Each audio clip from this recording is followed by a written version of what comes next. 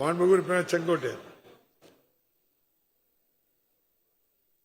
மாண்புமிகு பேரவைத் தலைவர் அவர்களே, உறுப்பினர் காந்தி அவர்களுக்கு குறிப்பிடுகிற போது இரவு நேரங்களில் வருகின்றவர்களுக்கு நேரம் கழித்து வருகின்றவர்களுக்கு கிடைப்பதில்லை என்றார்கள். கர்நாடக மாநிலத்தில் அப்படி அல்ல.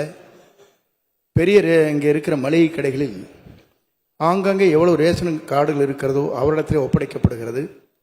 ஒப்படைத்து எந்த நேரம் வேண்டுமானாலும் அவர்கள் பொருளை அவர் வாங்குகிற போது இதையும் சேர்ந்து வாங்குவதற்கு அங்கே நடவடிக்கை மேற்கொண்டு நடைமுறையில் இருப்பதாக சொல்கிறார்கள். அதை போன்ற செயல்களை இந்த அரசு செய்வதற்கு முன்வருமா என்பதை உங்கள் மூலமாக அறிய விரும்புகிறேன். மாண்புமிகு அமைச்சர், எனக்கு ஒரு 30 கடைக்கு மேல கிளை கடை இருக்கு, அதையும் ஞாபகம் வச்சுடுங்க. இப்போ அமைச்சர் நம்ம மாண்புமிகு உறுப்பினருக்கு பதில் சொல்லுங்க. மாண்புமிகு பேரவைத் தலைவர்களே, இதே போன்று மாண்புமிகு உறுப்பினர் சொன்னது போல ஆந்திராவிலே இதே மாதிரி தான் நகரம் வீடுக்கே சென்று பொருள்களை வழங்குகின்ற திட்டம் அரசின் செயல்முறையில் இருக்கிறது.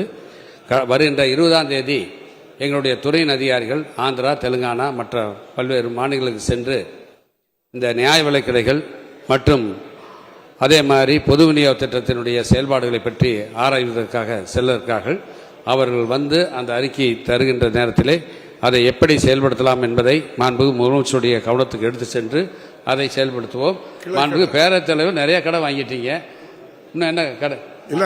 2-3 நாளைக்கு முன்னாடி கூட, அதாவது ஒரு என்பிஎஸ்எஸ் முன்னுரிமை அற்ற கார்டை முன்னுரிமை உள்ள கார்டாக ஒரு நபருக்கு நீங்க கொடுத்து வாங்குறீங்க.